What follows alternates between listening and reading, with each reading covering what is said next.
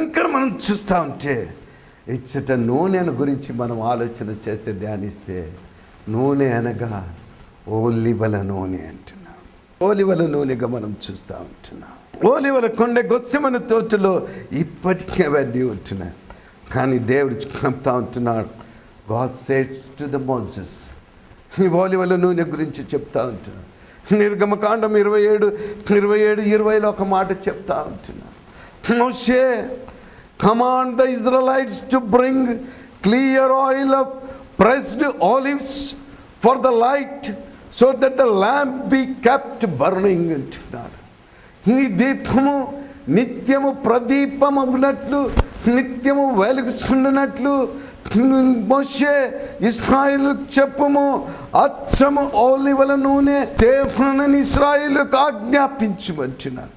మరియు దీపము నిత్యము వెలిగించినట్లు ప్రదీపమునకు దంచి తీసిన అచ్చమైన ఓలివల నూనె నిత్యం అంటున్నాడు. అచ్చమైన క్లియర్ ఆయిల్ అంటున్నాడు. క్లియర్ ఆయిల్ అచ్చం అంటున్నారు. అడల్ట్రేషన్ చేసింది కాదు, కల్తీ లేనిది కావాలంటున్నాడు. కల్తీ లేని హృదయం కావాలని అంటున్నాడు. కల్తీ లేని జీవితం కావాలంటున్నాడు. పవిత్రమైన పరిశుద్ధమైన హృదయం కలిసిన వారే నాకు కావాలన్నట్టు. ఒక కాలు ఇక్కడ, ఒక కాలు అక్కడ, ఒక కాలు చల్లగాను, ఒక కాలు వెచ్చగాను కాదు. నువ్వు ఉంటే వెచ్చగా నుండు, చల్లగా నుండుము, నువ్వు వెచ్చగా నుండి నేను ఉమి వేస్తాను అంటున్నాడు. అలాంటి ఆ బిలీవర్స్ కాదు, ఐ వాంట్ టోటల్ బిలీవర్స్. అచ్చమైన నూనెకు దానికి అర్థంగా ఉంటుంది. అచ్చమైన నూనె, క్లియర్ నూనె, అడల్ట్రేషన్ లేని పవిత్రమైన హృదయం నాకు కావాలంట. ఎందుకు అచ్చమైన నూనె అంటుండే? That is slow without smoke. కాలివ చెట్టుకు ఆలివ తైలముకున్న ఒక ప్రత్యేకత ఉంటుంది. అది తొందరగా కాలిపోదు, అది మెల్లగా వెలుగుతూ ఉంటుంది. అది మండినప్పుడు పొగ రాదు. That is the smokeless. అక్కడ పొగ ఉండదు, ఎందుకంటే స్వచ్ఛమైనది కాబట్టి. దానిలో పొగ లేదు. స్వచ్ఛమైన హృదయం కాబట్టి ఆ హృదయంలో మలినము లేదు. కాబట్టి అలాంటి నూనె నాకు కావాలని, అలాంటి విశ్వాసులు నాకు కావాలని అంటున్నాడు.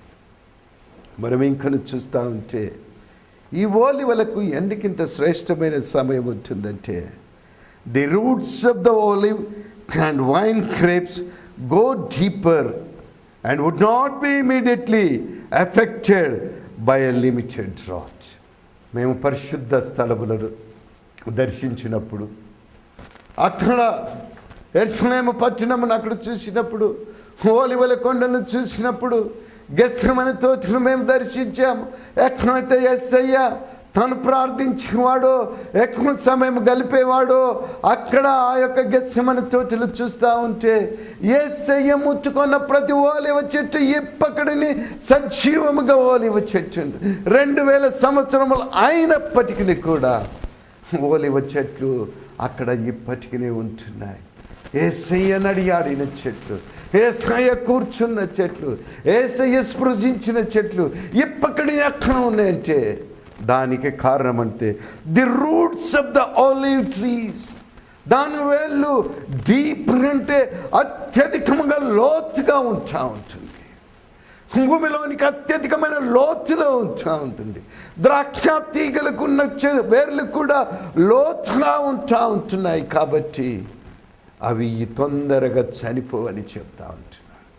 మరి అక్కడ చూస్తూ ఉంటే ఆ దేశ ప్రదేశ వాసులు ఎంచుకుంటే ఆ ఓలివ చెట్టును ఒక ప్రత్యేకమైన చెట్టుగా ఆ దేశంలో జోర్డాన్ కానీ, ఇజ్రాయెల్స్ కానీ, ఈజిప్ట్ వాళ్ళు కానీ, పాలస్తీనా వాళ్ళు కానీ, they will protect that olive tree. విదేశీయులు ఎవరన్నా వచ్చినా, దాన్ని ముట్టుకున్నా, దాని కొమ్మ నిలిచినా, ఒక కాయను తీసినా వారు సహించరు. They said this is our holy tree. ఇది మాకు పవిత్రమైన చెట్టుగా వాళ్ళు భావిస్తూ ఉంటారు అక్కడ ఆ యొక్క హోలీ ల్యాండ్లో. మరి మనం చూస్తూ ఉంటే అందుకనే ఆ చెట్టు ఎండిపోదు. అలాంటి చెట్టు యొక్క క్లియర్ ఆయిల్ కావాలంటున్నాడు. అచ్చమైన నూనె నాకు కావాలంటున్నాడు. దాన్ని తీసుకొచ్చి ఆ నూనె ప్రతినిత్యము ప్రదీపమానముగా దీపము వెలిగించబడుటకు సహాయపడుతూ ఉంటుంది. అది నిత్యం వెలుగడుతున్నప్పుడు నట్టు చూస్తూ ఉంటుంది. మరి ద్రాక్షారసమునకు సాదృశ్యంగా మనం చూస్తే పరిశుద్ధాత్మకు సాదృశ్యంగా ఉంటుంది. ఈ నూనె పరిశుద్ధాత్మకు సాదృశ్యంగా మనం చూస్తూ ఉంటున్నాం. ఆత్మను ఆర్పకుడి అంటున్నాడు. 1 తెస్సలోనిక 5:19 చూస్తే ఆత్మను ఆర్పకుడి అంటున్నారు. ఎఫెసీ 4:30 మనం చూస్తూ ఉంటే పరిశుద్ధాత్మను దుఃఖపరచకుడని పరిశుద్ధుడైన పౌలు చెప్తా ఉంటున్నాడు. ఆ నూనె లేకపోతే, నిన్ను లేకపోతే ఇక్కడ దీపము ఆరిపోతూ ఉంటుంది. దీపము వెలుగుచుండినను పరిశుద్ధాత్మను దుఃఖపరచకుడి అంటున్నారు. పరిశుద్ధాత్మను పొందుకున్న కొంతమంది విశ్వాసులు వారు చేసుకున్న పనులను బట్టి, వారి ప్రవర్తనను బట్టి పరిశుద్ధాత్ముడు he dwells in their hearts. ఆయన బాధపడుతూ ఉంటున్నాడు, బాధపడుతూ ఉంటున్నాడు. అయ్యో నా బిడ్డ, నేను ఇక్కడనే ఉన్నా, నువ్వు చేయకుండా చేస్తూ ఉంటున్నావు, మాట్లాడకుండా మాటలు మాట్లాడుతూ ఉంటున్నావు అని దుఃఖపడుతూ ఉంటాడు పరిశుద్ధాత్మ దేవుడు. అందుకని ఆత్మను ఆర్పకుడి అంటున్నాడు.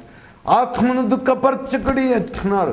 నువ్వు ప్రార్థించటం మాని అంటున్నావు, వాక్యము చదవటం మాని అంటున్నావు, నన్ను స్మరించటం మాని అంటున్నావు. కాబట్టి అక్కడ దీపం ఆరిపోతూ ఉంటుంది, ఆత్మ చల్లారిపోతూ ఉంటుంది. అందుకని అంటున్నాడు, నువ్వు ఆత్మను ఆర్పకుడి, అపరిశుద్ధాత్మను దుఃఖపరచకుడి అని చెప్తా ఉంటున్నాడు. అలాంటి విశ్వాసులను బట్టి ఇక్కడ చెప్తా నూనె పరిశుద్ధాత్మకు సాదృశ్యంగా వాళ్ళెవరో నూనె ఉంటుంది. మనం తిరిగి చూస్తూ ఉంటే ఇక్కడ మనం చూస్తూ ఉంటే ద్రాక్షారసము అంటున్నాడు.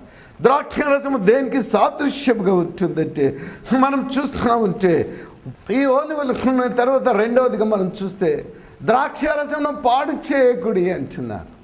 ఈ ద్రాక్ష చెట్లు, ద్రాక్ష తీగలు దేనికి సాదృశ్యంగా ఉన్నాయి అని మనం చూస్తూ ఉంటే ఇన్ ఓల్డ్ టెస్టిమెంట్ పాత గ్రంథంలో చూస్తూ ఉంటే కీర్తన 87:8-17, యెషయా 5:1-7, యిర్మీయా 2:21, హెజ్కేలు 15:1-8, 9, 10:14 మనము హోషేయ 10:12 మనం చూస్తూ ఉంటే ఇక్కడ ద్రాక్ష చెట్లు ఇశ్రాయేలీయులకు సాదృశ్యంగా ఉన్నట్టు మనం చూస్తూ ఉంటున్నాం. నేటి విశ్వాసులకు సాదృశ్యంగా ఉన్నట్టు మనం చూస్తూ ఉంటున్నాం. ద్రాక్ష తీగలు సాదృశ్యంగా చూస్తూ ఉంటున్నాం. యోహాను 15వ అధ్యాయంలో మనం చదివినట్లయితే, యోహాను 15వ అధ్యాయంలో మనం చూసినట్లయితే, నేను నిజమైన ద్రాక్షవల్లిని, నా తండ్రి వ్యవసాయకుడని యేసయ్య అక్కడ చెప్తా ఉంటున్నాను. నేను నిజమైన ద్రాక్షవల్లిని. ద్రాక్షలు కార్చే ద్రాక్ష చెట్లు కూడా ఉన్నాయి, కానీ నేను నిజమైన ద్రాక్షవల్లిని. I'm a original plant of the grape. నేను నిజమైన ద్రాక్షవల్లిని. నా తండ్రి వ్యవసాయకుడు, నా తండ్రి నన్ను నాటాడు, నా తండ్రి నన్ను నిలబెట్టాడు. నేను నిజమైన ద్రాక్షవల్లిని యేసయ్య చెప్తా ఉంటున్నాను. ద్రాక్షవల్లిని నేను, తీగలు మీరు అని చెప్తా ఉంటున్నాను.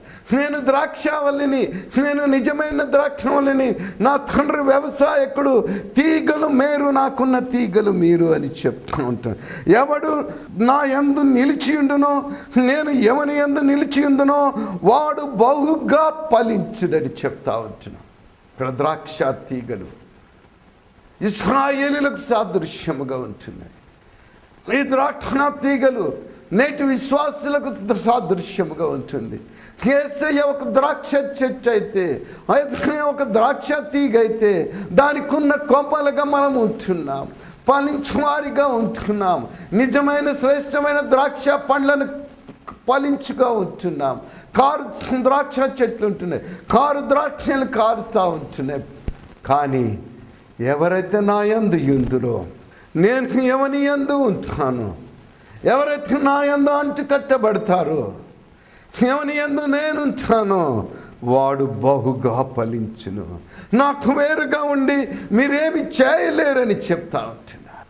విశ్వాసులను బట్టి ఇక్కడ ఈ యొక్క 3వ ముద్ర విప్పినప్పుడు నూనెను మీరు పాడు చేయకండి, ద్రాక్షారసమును పాడు చేయకండి అని అంటున్నాడు.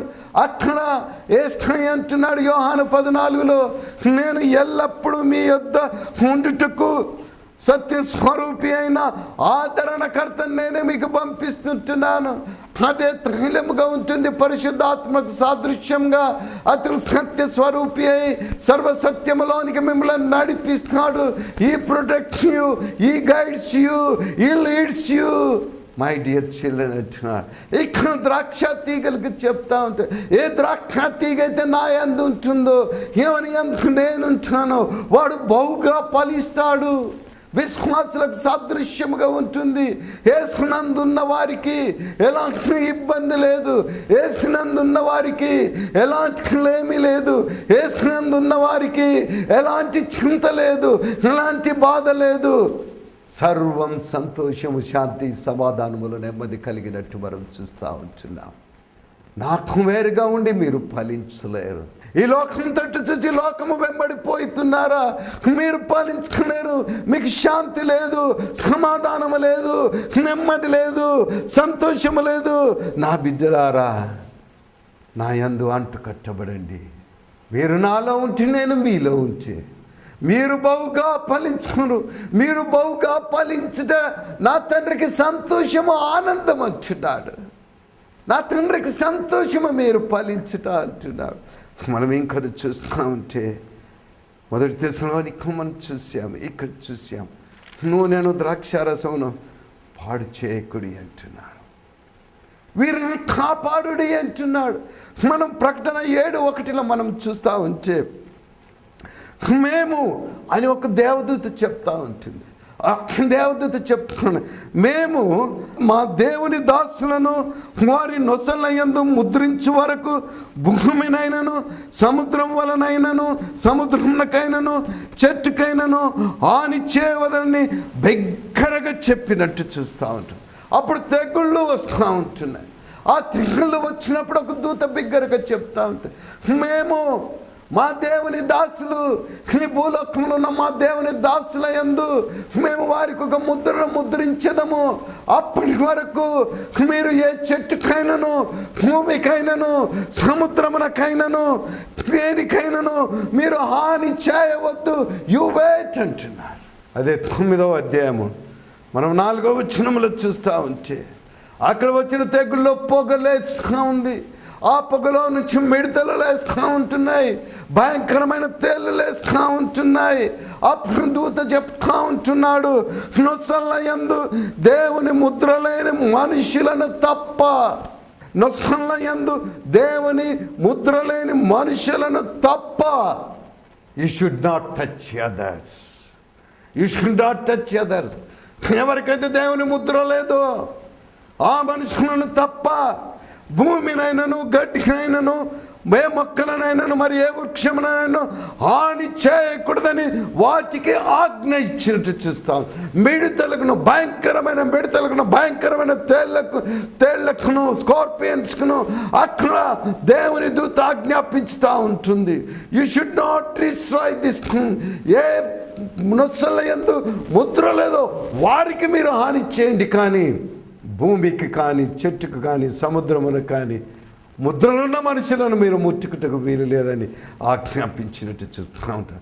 యోబుకు కంచె వేసుకున్నట్లు ఈ తెగుళ్ళు వచ్చినప్పుడు ఇశ్రాయేలీయులకు, తాను ప్రేమించిన ఇశ్రాయేలీయులకు, తాను ప్రేమించిన నేటి విశ్వాసులకు ఆయన కంచె వేసినట్టు మనం చూస్తూ ఉంటున్నాం.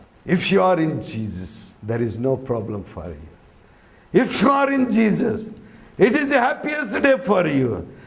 తెగుళ్ళు వచ్చినప్పుడు, భూకంపములు వచ్చినప్పుడు, కరువులు వచ్చినప్పుడు, కష్టములు వచ్చినప్పుడు నిలబడి ఉంటాడు విశ్వాసి.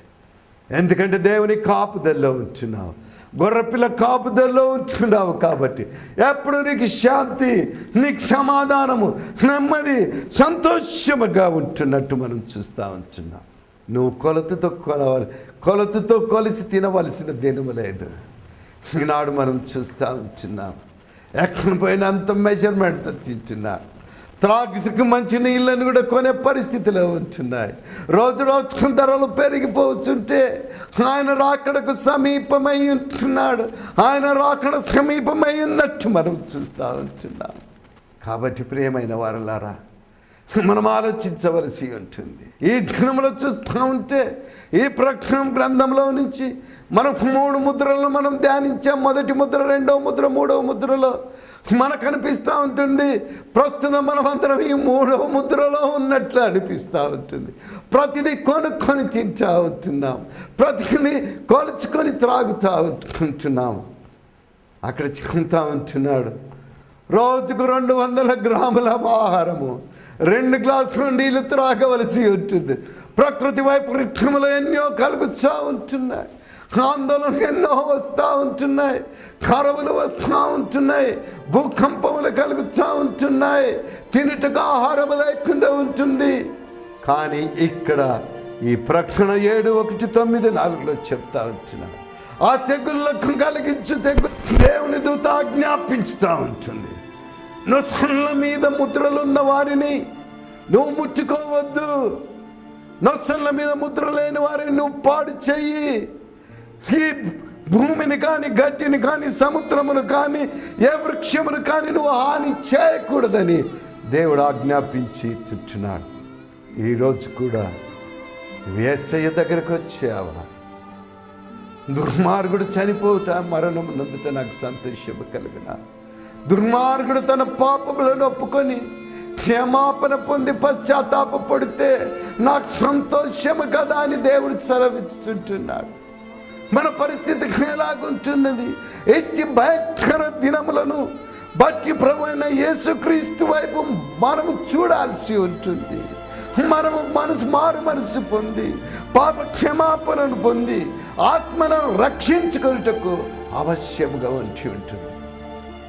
ప్రకటన లోపల ఉంటుంది, ఇదొక ప్రకటనగా ఉంటుంది, ఇదొక న్యూస్గా ఉంటుంది, ఇదొక వార్తగా ఉంటుంది, ఇదొక సువార్తగా ఉంటుంది. ప్రస్తుత దినములను బట్టి ఓ విశ్వాసి, నీవే పరిస్థితుల్లో ఉంటున్నావు.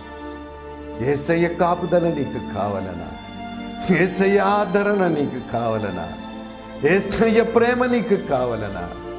ఆయన అంటున్నాడు, నా బిడ్డ, నా కుమారుడా, నువ్వు మారు మనసు పొందు, నువ్వు పాప క్షమాపణ పొందు, పశ్చాత్తాపము నొంది నా యొద్దకు రా బిడ్డ. నా రక్తం చేత నిన్ను నేను ప్రోక్షిస్తాను, నా రెక్కల కింద నేను భద్రపరిచి నీకు నిత్య జీవమును ఇస్తాను, నీకు శాంతి, సమాధానము, నెమ్మది అనుగ్రహిస్తానని మన పరిశుద్ధుడైన దేవుడు ఈరోజు నీతో మాట్లాడుతూ ఉంటున్నాడు. ప్రియమైన విశ్వాసి, ప్రార్థించుకుందాం.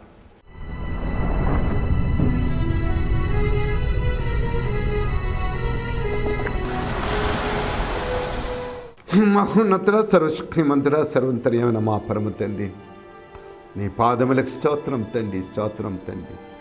మా దోషములను బట్టి, మా పాపములను బట్టి మేము నలగొచ్చిబడి ఉన్నాము తండ్రి, ఎంతో కృషించి ఎంచుకున్నాము తండ్రి. వ్యాధి బాధల చేత, ఇబ్బందులు, ఈ కంటుల చేత, కరువు కాటకాల చేత మేము కృషించిపోతుండగా మమ్మల్ని కరుణించి కనికరించుము తండ్రి. అవును తండ్రి, మా పాపములను బట్టి మేము నశించుతున్నామని మేము తెలుసుకున్నట్టుకు మాకు సహాయం దయచేయం తండ్రి. మేము చేసిన పాప కార్యములను బట్టి, పాప తలంపులను బట్టి, పాప క్రియలను బట్టి మేము ఈ పరిస్థితిలో, భయంకరమైన పరిస్థితిలో మేము ఉన్నామని మేము తెలుసుకున్నట్లు మాకు సహాయం దయచేయమని వేడుకుంటున్నాం తండ్రి. మనస్కంత వాక్కు చేత, తలంపు చేత, చూపు చేత, నేత్రం చేత మేము చేసిన మా ప్రతి విధమైన తప్పిదములను, దోషములను క్షమించుము తండ్రి. మమ్మల్ని కారుణించి కనికరించి నీ కల్వరి శిల్వ రక్తములో ప్రతి ఒక్కరిని కాడిగి నీ బిడ్డలుగా ఆదరించి నీ రెక్కల కింద భద్రపరచుమని వేడుకొచ్చున్నాం తండ్రి. ఈ కార్యక్రమం వీక్షించిన ప్రతి బిడ్డను నీవు ఆశీర్వదించి దీవించు. మార్గ మనసును దాయిచ్చేయం తండ్రి. పాప క్షమాపణ, పశ్చాత్తాపమును దాయిచేసి మేము ఆత్మలను రక్షించుకున్నట్లు కృప చూపి సహాయం చేయము. నిత్య జీవమునకు వారసులుగా ఉండినట్లు ఆశీర్వదించి దీవించి నీ రెక్కల కింద భద్రపరిచి గొర్రెపిల్ల కాపుదల్ల మేము ఉండుటకు సహాయం దయచేయమని వేడుకుంటున్నాం తండ్రి. ఈ ప్రార్థనలో ఏకీభవించుచుంటున్న ప్రతి ఒక్కొక్కరిని పేరు పేరు వరుసను ఆశీర్వదించి దీవించి వారి వారి సమస్యలను కొట్టివేసి శాంతి సమాధానము దయచేయమని వేడుకుంటున్నాను. అనారోగ్యంతో స్వస్థ బాధపడుతున్న ప్రతి బిడ్డను నీ గాయపడిన హస్తం చెమ్ముచ్చి నీ పవిత్రమైన రక్తమును వారిపై ప్రోక్షించి సంపూర్ణ స్వస్థతను దయచేయమని వేడుకుంటున్నాను తండ్రి. ఈ యొక్క రక్షణ స్వరమును ఈరోజు విడిపించుకుంటున్న నీ దాసుల కుటుంబమును ఆశీర్వదించి దీవించమని వేడుకుంటున్నాను. Mr and Mrs G Samuel గారిని, వారి సంతానమును, వారి మనమనులను మనమరాండ్లను, కుమారులను, కోడలను ఆశీర్వదించి దీవించుము తండ్రి. వారి కుటుంబమునకు అధిపతిగా, అధికారిగా, యజమానిగా నుండుము తండ్రి. సుందరమ్మ ఈ నిన్ను ప్రేమించి నీ రక్షణ స్వరం వినిపించుటకు తాను చేసిన ఈ స్పాన్సర్షిప్ను బట్టి తన కుటుంబమును మెండుగా ఆశీర్వదించి దీవించు. తన రిటైర్మెంట్ లైఫ్ను అనేకులకు ఆశీర్వాదకరంగా నుంచుమని వేడుకుంటున్నాను. తన భర్తను, తన కుమారులను, బిడ్డను, కోడెన్లను, మనమన్లను మెండుగా ఆశీర్వదించి దీవించుము తండ్రి. ఆ కుటుంబమునకు అధిపతిగా, అధికారిగా, యజమానిగా నుండి వారి వారి అవసరతలను బట్టి వారిని మెండుగా ఆశీర్వదించి దీవించి నువ్వే మహిమ ఘనత పొందుమని యేసయ్య పవిత్రమైన, పరిశుద్ధమైన, శక్తి గల, మహిమ గల, అద్భుతమైన నామం పేరిట బ్రతిమాలి వేడుకుంటున్నాము తండ్రి. Amen, amen, amen. ఇంతవరకు దైవ సందేశం విన్నారు కదా. మీ స్పందనలు, ప్రార్థనా అవసరతలు తెలియజేయవలసిన మా చిరునామా రక్షణ స్వరం, plot number 60, Bhagyanagar colony, Hydershakote, Golconda post, Hyderabad 5,91,000. మా phone numbers 9985211122, 7569153064. Praise the lord. నీ రక్షణ స్వరము